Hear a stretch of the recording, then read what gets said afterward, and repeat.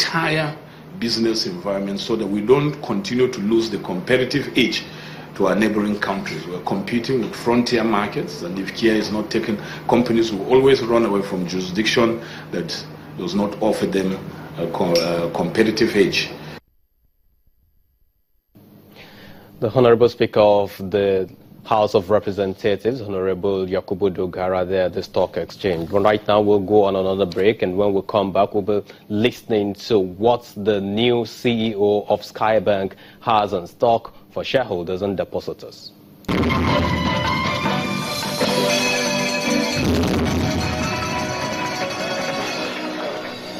And we are back. Thank you for staying with us. Join us on Twitter, Channels TV, and of course at CTV Temple for any comments you've got to share with us.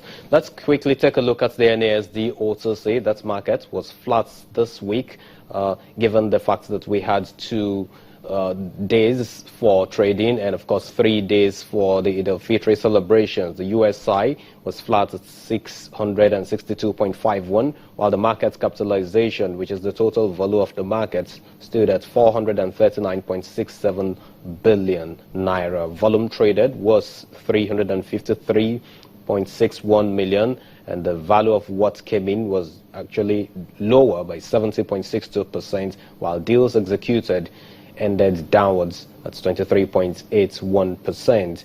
We see IGI PLC, CSCS PLC, and Al Jaiz Bank taking the first 3 positions of top trades in that market.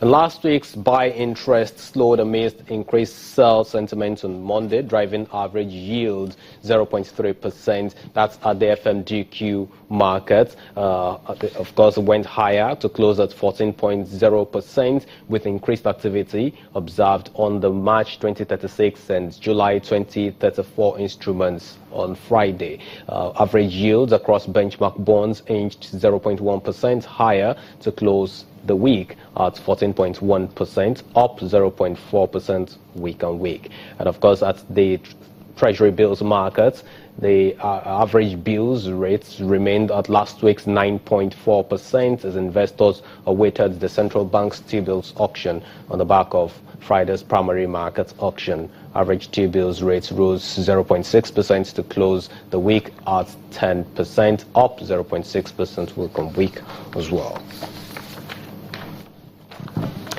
And like I said earlier, the new board of Skye Bank was inaugurated yesterday in Lagos. But of course, that was behind closed doors. The journalists weren't allowed at that session. At a meeting with traders on the floor of the Nigerian Stock Exchange, he alongside the chairman, Mr. Muhammad Ahmad, briefed the stock traders on their plans. But then I had a chat with the new managing director, Mr. Tokunbo Abiru. During the session, he explains his plans for fresh capital raising. Even the process of the intervention also has some element of continuity, in the sense that we retain on the board are 4 executive directors who are barely under 1 year on the board, and that will also kind of ensure smooth transition, and it also help the enhancement of value that the new intervention board is all about. Now you're steering a new ship. What is your vision for this bank? Well, as you're aware, this inauguration just took place. We started on Monday, and there is a formal, full board inauguration this morning. Now, essentially, in order to enhance or continue to enhance shareholders' value, the critical areas that we'll be looking at, number 1, will include the issue. The corporate governance structure of the bank must be better. We have to improve on it. And the key fundamentals that drive value in a financial institution in the areas of cost-to-income ratio. We will make sure that we work within the industry average on that, and the asset quality as well. We'll make sure that it is maintained at acceptable levels. And equally, we need to work on the liquidity and the shoring up of the capital. And we all those 3 clear indices, I can beat my chest that value will be enhanced in terms of improved profitability.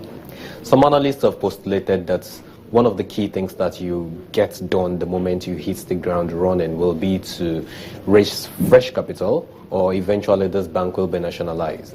No, well, I mean, let me take it from the last comment. I'm not sure the issue of nationalization will come, but in terms of shoring up the capital, it's part of the mandate that we have and it's part of the vision that we have. I mean, clearly, the issue of raising capital, I think it's going to cut across the entire financial industry because, again, we're in an environment wherein we have seen devaluation in the last 2 years, and the recent ones was about 40%. It's going to impact on the ability of doing business of most of the financial institutions. So the issue of the capital, yes, I agree, but I think it's going to be common across board. But are there new investors at the moment? Yeah, new investors? Yes. Yeah, I mean, the process of shoring up capital will also include talking to different investors and all that. I mean, and from the briefs that we've had, incidentally, the former board had started some sort of engagement. So there are people that, we will also look into their proposals, and of course, we'll also throw it to the wider market. I mean, with strong opportunities as well. How do you intend to build on the legacies of the former MD, Mr. Timothy Ogutayo? Now, in terms of the landmark achievements that I believe that we are inheriting. You understand? The first one that I think that we need to leverage on quickly is the technology platform. It is quite robust, so we are going to use that. There is and equally the branch network. So the part of our plan is to spin off continue to spin off the bank in the retail and commercial banking space, and of course you need the technology platform and the branch network. Equally, the skills that we are inheriting too, that's the people skills that we have in the bank, those are part of the complements. And of course, we will also bring our own wealth of experience from our different fields to also enhance those values that we have met on ground. Finally, deposits have been challenged. What do you want to tell shareholders, depositors, investors at large? Number one, yes, typically when situations like this arise, there is that tendency. But the part of the reassurance is that, number one, even the Apex Bank, that's the CBN, has reaffirmed and emphasized that the bank is very healthy, and the bank is not distressed, and of course has also assured customers, the depositors and other customers of the bank, that the bank is safe. So we have that assurance and we have that support. The MD of Skye Bank, Mr. Tokunbo Abiru, disclosing his plans for the bank. On that note, to wrap on the program for this evening, thank you so much for being part of the program. I'm Temple Ashaju, and it's bye for now.